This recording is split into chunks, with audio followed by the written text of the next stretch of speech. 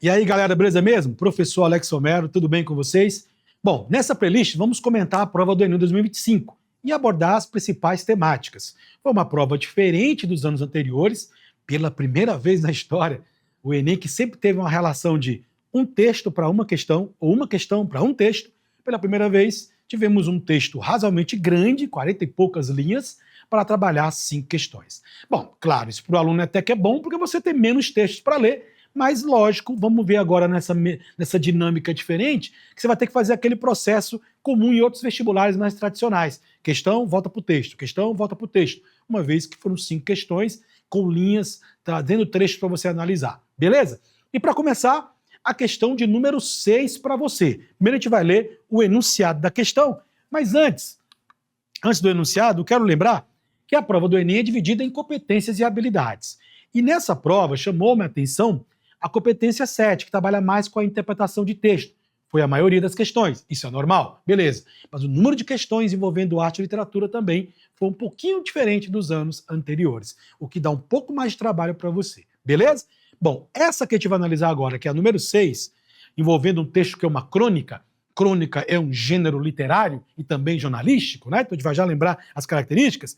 Pede de cara essa habilidade 22, porque o enunciado fala em recurso linguístico.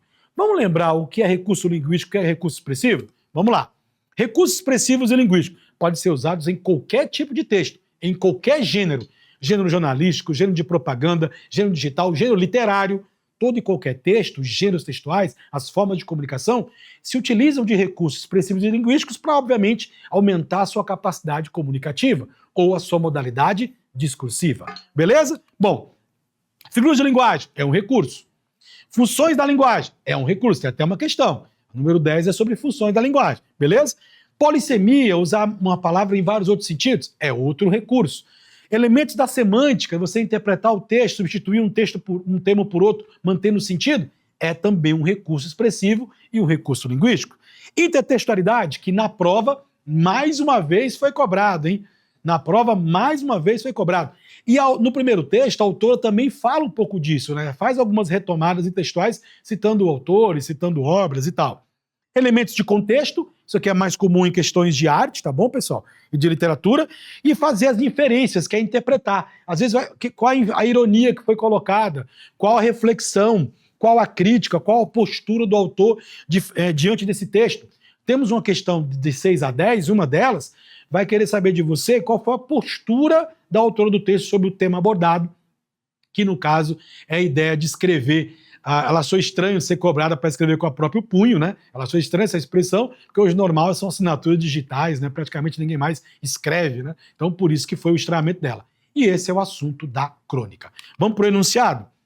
O recurso linguístico, por isso que é a habilidade 22, usado para marcar a síntese da opinião da autora sobre a temática desenvolvida foi, nesse caso, galera, qual foi a dica aí? Qual é a dica principal? Num texto grande como esse, você fazer logo uma primeira leitura. Identificou o tema geral. Depois, questão, texto. Por quê? Porque como ele está colocando a abordagem de linha, você vai ter que ir e voltar a todo momento. Beleza? É o que a gente vai fazer aqui nesse processo. Emprego da primeira pessoa em estranhei muito na primeira vez que escutei a expressão de próprio punho. Vamos lá, vamos dar uma olhadinha no texto? De próprio punho. Ela colocou embaixo, né, até diferente isso, porque uma crônica literária, a gente não tem essa ideia de subtítulo. Isso aqui é quase como se fosse um subtítulo, logo abaixo aí do título, né? É um resumo. Porque essa crônica também tem um viés jornalístico, então você tem um hibridismo aí entre dois gêneros, beleza? A escrita e suas tecnologias sofrem interessantes metamorfoses, mudanças, numa ciranda que vai do simples bilhete aos originais de um livro. Estranhei muito na primeira vez que escutei a expressão de próprio punho. Parecia que eu ia bater alguém. Não era bem o caso. Foi uma situação bancária, dessas burocráticas. Eu devia escrever algo bem breve, mas com minhas mãos. Na verdade, o que importava era a autenticidade da minha caligrafia, que à época era mais fluente e firme. Bom, bota pro slide aqui. Letra A falou o seguinte, ele quer saber qual recurso foi sintetizar o texto. Mas antes de nós continuarmos, você acha que vai conseguir sintetizar o texto na primeira linha do texto, gente? Não, né? Normalmente você faz a síntese no final, né? Na conclusão. No caso, vai lá nas últimas frases aqui, nas frases da linha 44 e 45, beleza? Então, bem aqui, você já pode eliminar a letra A só pelo fato de ser linha 1. Mas vamos lá. Emprego da primeira pessoa, hein? Estranhei muito na primeira vez que escutei a expressão próprio punho. Não, isso não sintetiza, isso está correta a informação de que é a primeira pessoa, porque uma crônica ela tem a subjetividade, beleza. Mas isso não sintetiza a ideia geral do texto. B. Utilização de locução adverbial. Na verdade, o que importava era a autenticidade de minha caligrafia. Advérbio de quê? De modo? Seria isso? E isso vai sintetizar a ideia lá nas linhas 3 e 4, né, que eu li. Ó. Na verdade, o que importava era a autenticidade da minha caligrafia, que a época ainda era mais fluente e firme. Não, isso não tem nada a ver com questão adverbial. Não é a locução adverbial que vai sintetizar uma ideia. Então, o recurso utilizado aqui não tem nada a ver com síntese. Letra C. Uso de pronome possessivo em minha letra hoje tem uma espécie de alternância. De novo, minha, meu, tá, beleza, realmente, mas isso não marca a ideia geral do texto. Qual é a ideia geral do texto que você deu a primeira leitura aí? Você já fez essa primeira leitura?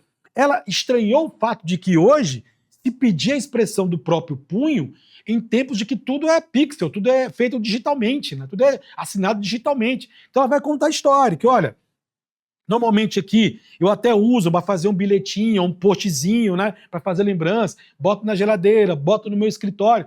Isso é normal, até para poder eu treinar a minha caligrafia. É o que nós estamos no dia a dia. Agora, normalmente quando eu sento no meu computador, eu não vou ter minha própria escrita, não é meu próprio punho, porque eu vou estar usando o quê? Time News Roman, Arial, Calibre, Tahoma. Então é isso que ela está colocando. Esse é o assunto da crônica, né? E lá no final ela termina assim, ó. Estão aí, vamos lá. Ó, você vai acompanhar agora comigo aí, ó. Estão aí, lá na linha 42, 43, 44, 45. Estão aí a minha farta comunicação por bilhetes, minha gaveta alegre de post-its de toda cor, esperando para serem usados, e o cheque do cartório, em que quase tudo já é digital. Do punho ao pixel não é a frase filosoficamente correta. O negócio é mais o punho e o pixel. Então, assim, aqui ela marcou ao final, a conclusão, a síntese. Então eu teria que você já ir logo para o final do texto. Letra D também está fora. No escritório eu costumo ser mais suave comigo mesmo. Termo autorreflexivo, isso nem é um recurso linguístico, né? Para começar. Então sobrou realmente a letra E. Quando ela substitui a expressão do punho ao pixel por o punho e o pixel, são coisas diferentes, do punho ao o punho e, são diferentes, né? Aqui ela está marcando toda a ideia geral do texto, que é a colocação que ela vai fazer. Que hoje os dois têm que ser usados simultaneamente, nem só um, e nem pode esquecer o outro de forma alguma. Portanto, questão número 6, letra E.